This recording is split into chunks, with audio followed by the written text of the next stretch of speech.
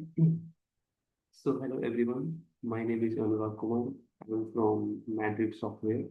और आज हम लोग बात करेंगे कि रैग क्या है, रैग इतना पॉपुलर क्यों है इंडस्ट्री में, इतना हॉट टॉपिक क्यों हुआ बन गया है आज के टाइम में, और सब लोग रैग का क्यों यूज कर रहे हैं एलएलएम के साथ, आई मीन जनरेटिव एआई के साथ रैग आर्किटेक्चर को क्यों यूज किया जा रहा है, और उसके रियल यूज केसेस क्या है। और लास्ट में हम लोग थोड़ा बहुत उसका सिंपल जो आर्किटेक्चर है रैग का, कि कैसे हम लोग आगे बढ़ते हैं रैग आर्किटेक्चर में, तो उसकी बात करेंगे। तो सबसे पहले हम लोग बात करते हैं कि रैग आर्किटेक्चर का जो रैग है उसका फुल फॉर्म क्या होता है। तो उसका अगर फुल फॉर्म की अगर बात करें तो आर फोर होता है रिट्रीवर। रिट्रीवर होता है R for, retriever, retriever. And A for augmentation, augment augmented and generation, generation. Might be my spelling may be mistakes, but the thing is that you have to focus on the concept. Okay, so अब बात करते हैं कि rag इतना popular क्यों हुआ, इतना rag popular होने का सबसे बड़ा रीजन क्या है। तो इसका जो सबसे बड़ा रीजन है रैग पॉपुलर होने का, कि जो रैग यूज जब हम लोग करते हैं तो उसके बाद होता है क्या है कि हमारा जो हेलुसिनेशंस है वो बहुत रिड्यूस हो जाता है। और हेलुसिनेशंस क्या होता है, हेलुसिनेशंस का मतलब होता है कि जो जब भी हम कोई चीज एलएलएम से कुछ पूछ रहे हैं तो एलएलएम जो हमारा है वो प्रॉपर आंसर नहीं कर रहा है। और अगर प्रॉपर आंसर नहीं कर रहा है मतलब कि वो हेलुसिनेट कर रहा है, मतलब कि गलत इंफॉर्मेशन यूजर को पास ऑन कर रहा है और आउटपुट प्रोवाइड कर रहा है। दैट इज मीन कि हेलुसिनेशंस एलिमिनेट कर रहा है। तो इस चीज को सॉल्व करने के लिए rag architecture is something this is very very, you can say that कि बहुत ही ज्यादा अच्छा आर्किटेक्चर प्रोवाइड किया गया आफ्टर रिसर्च।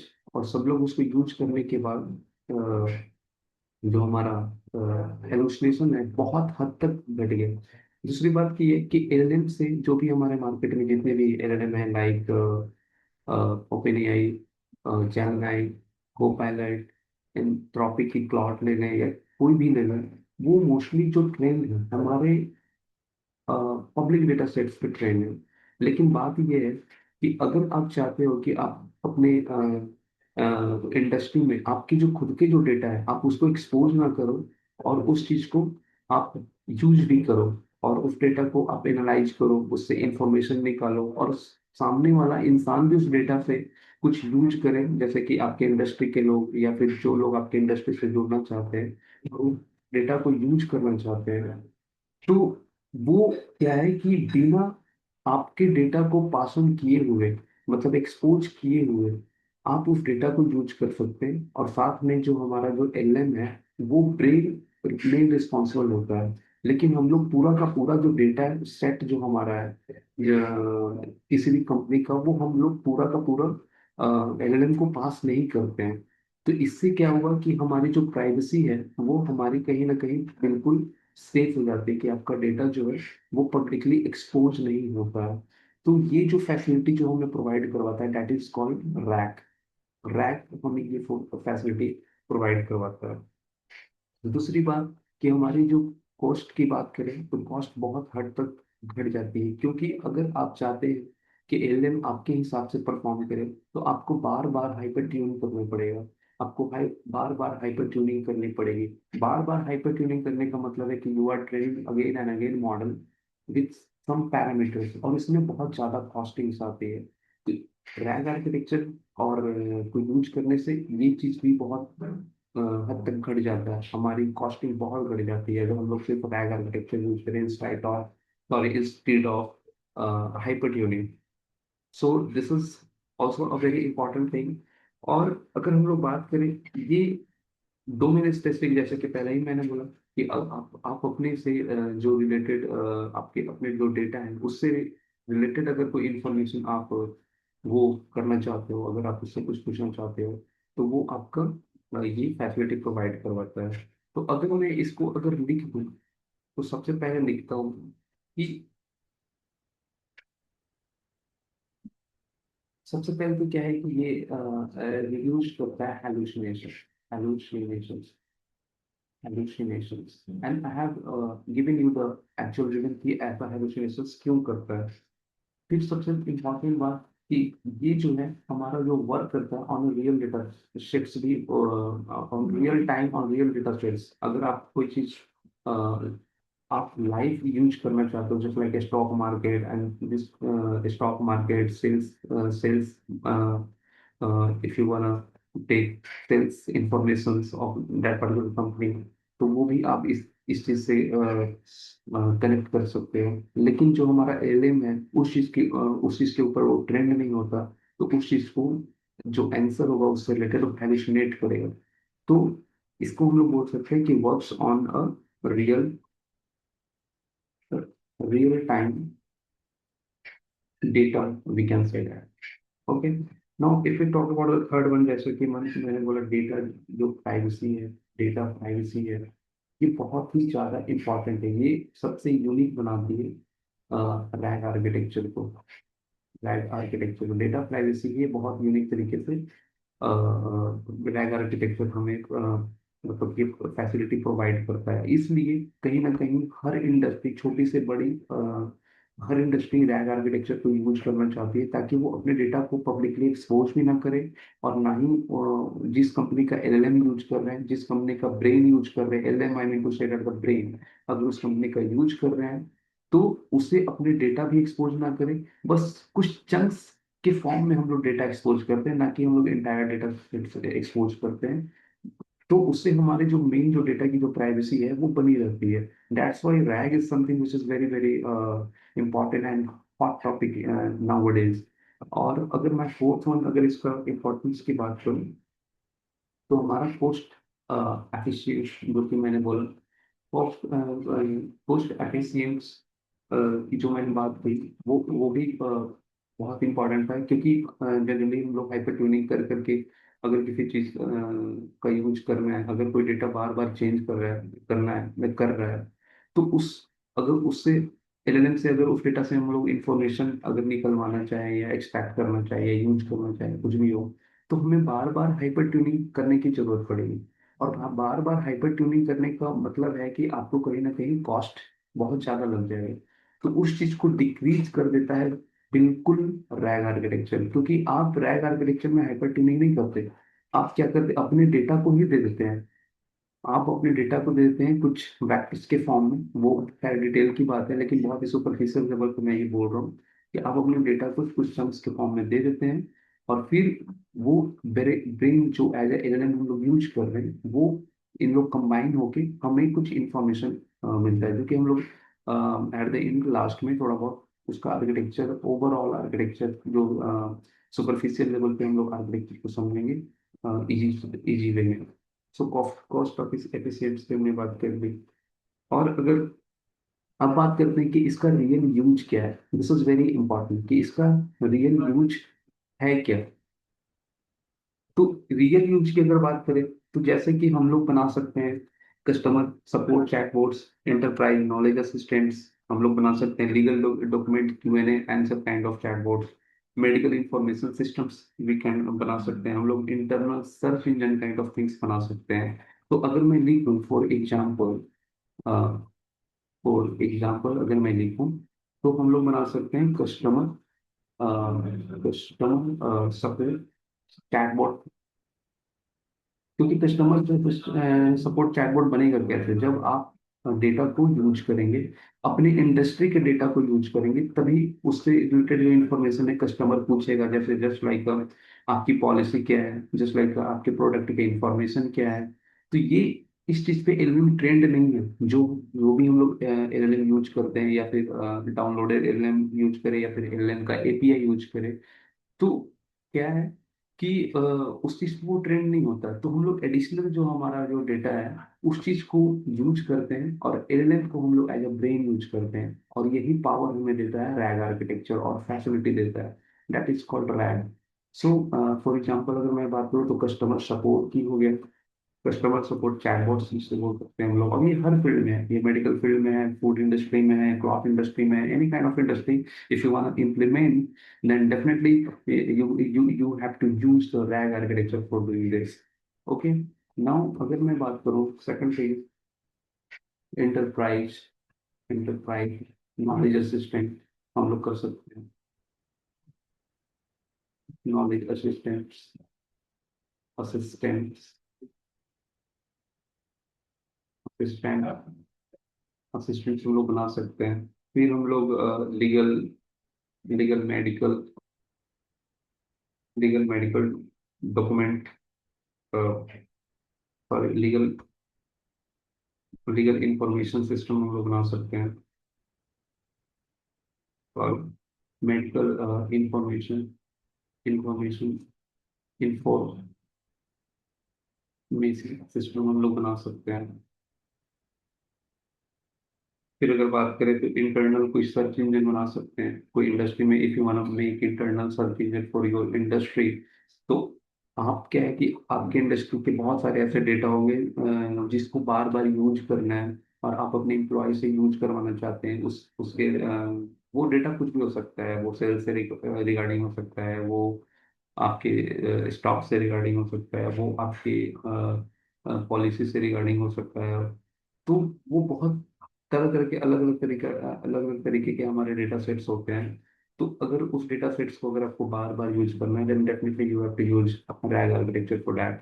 सो इंटरनल सर्च इंजन में हम लोग बोल सकते हैं कि यूज कर सकते हैं in any organisation, in any organisation internal search engine we can say. So now अब हम लोग जैसे अब हम लोगों ने बात कर लिया कि रैग क्या है, उसका फॉर्मूला हम लोगों ने बात किया, सॉरी उसके फुल फॉर्म हमने बात किया कि रिट्रीवर ऑगमेंटेड जनरेशन। और सबसे बड़ी बात कि हर वर्ड का एक मीनिंग छिपा हुआ है अगर इसको बहुत ध्यान से पढ़े।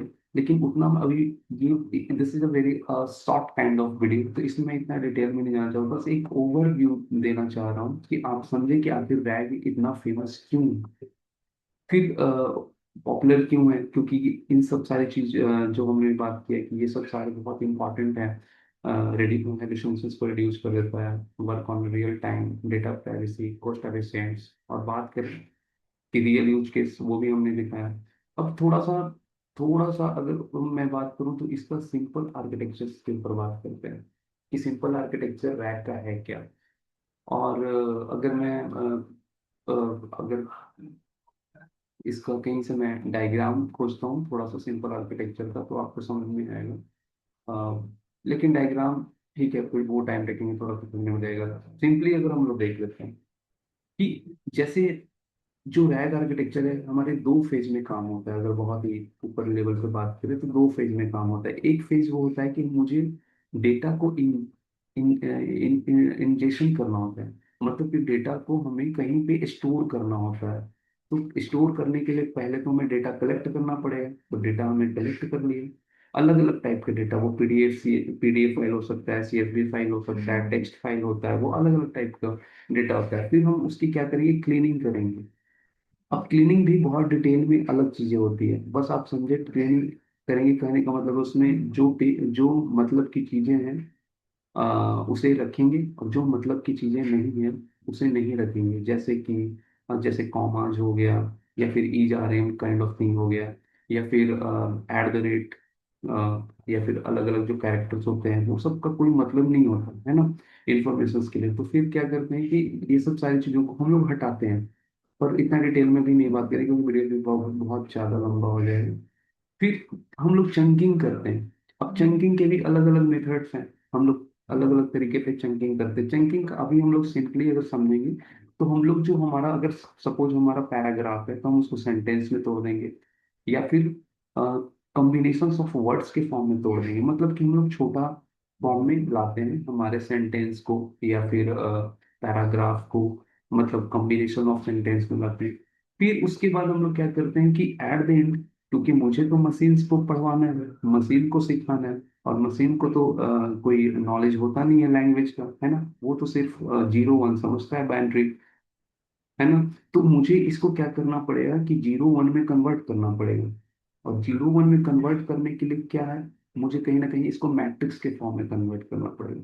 मैट्रिक्स क्या है, matrix is nothing but the vector, representation of the vector. तो इसलिए जो इम्बेडेड जो लिखा हुआ है, इम्बेड कहने का मतलब है कि पार्टिकुलर कोई भी जो हमारा सेंटेंस है उसको हम लोग वेक्टर के फॉर्म में कन्वर्ट करेंगे। और कन्वर्ट करने के बाद, अब किनको कन्वर्ट करें, जितने भी डेटा हमने जो सेलेक्ट किया है, जो कलेक्ट किया है, उसको हम लोग क्या करेंगे कि वेक्टर फॉर्म में कन्वर्ट करेंगे और फिर उसको हम लोग स्टोर करेंगे। अब यहाँ स्टोरिंग और वेक्टर कन्वर्जन ये सारे डिटेल में बहुत अलग है।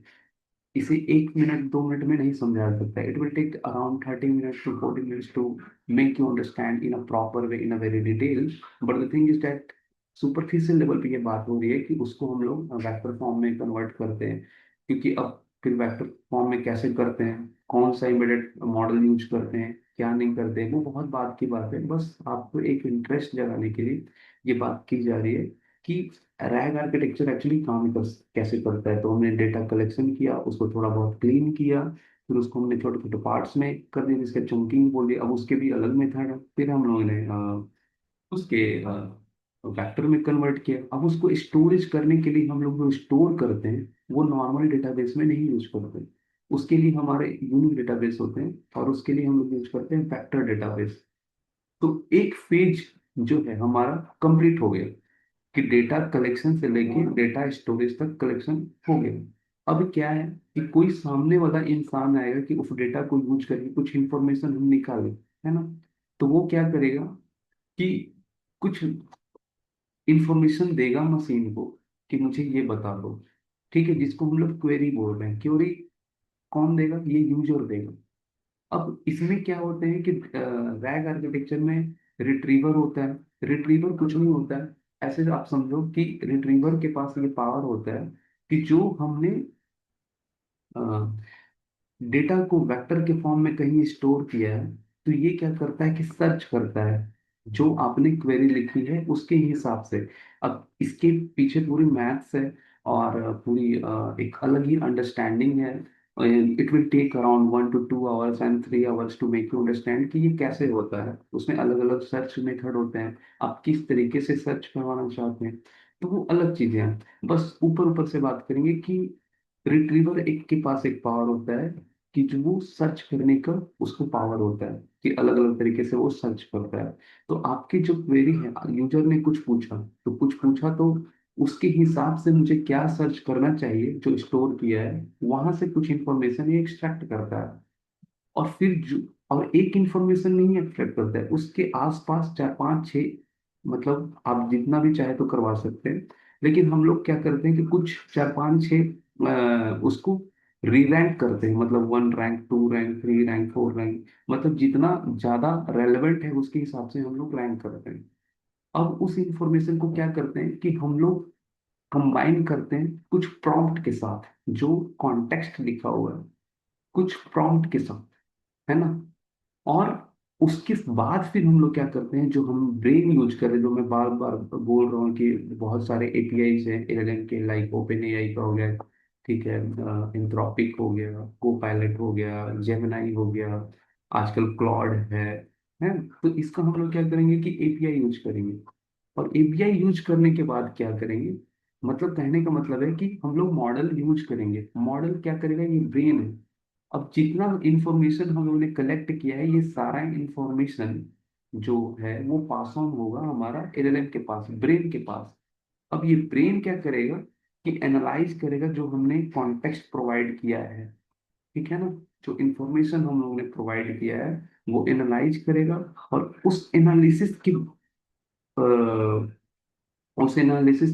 उस एनालिसिस के बदले, एनालिसिस के बाद क्या करेगा कि वो आंसर, मतलब उसको उन वर्ड्स को और उससे रिलेटेड कुछ और वर्ड्स को, मतलब आंसर प्रोवाइड करेगा। मतलब वो आंसर ऐसे लिखेगा कि आपको पढ़ने के बाद वो आपका जो क्वेश्चंस था, जो आपकी क्वेरी थे, वो आपकी क्वेरी को वो सॉल्व करेगा आंसर के थ्रू, अपने आउटपुट के थ्रू। तो ये मतलब बहुत ही सिंपल आर्किटेक्चर है रैग का, बहुत ही सुपरफिशियल लेवल पे बात किया है। एक एक चीज में अच्छा खासा टाइम लगता है। आई मीन टू आपको डेटा कलेक्शन में बहुत टाइम लगता है, उसके पीछे भी अलग कॉन्सेप्ट होते हैं कि अलग अलग कितने तरीके का डेटा है। क्लीनिंग के अलग अलग मेथड्स हैं, फिर चंकिंग के भी अलग अलग मेथड्स हैं, वेक्टर कन्वर्जन के अलग अलग मेथड है, एम्बेडिंग अलग अलग मॉडल्स हैं, कौन से मॉडल ज़्यादा अच्छे हैं, कौन से ओपन सोर्स है, कौन जिसमें मुझे पैसे देने पड़ेंगे उसके लिए अलग है। सेम स्टोरेज करने के लिए कोई फ्री है, कोई पेड है, वैसे ही फिर रिट्रीवर के अलग है, री रैंकिंग सिस्टम अलग है।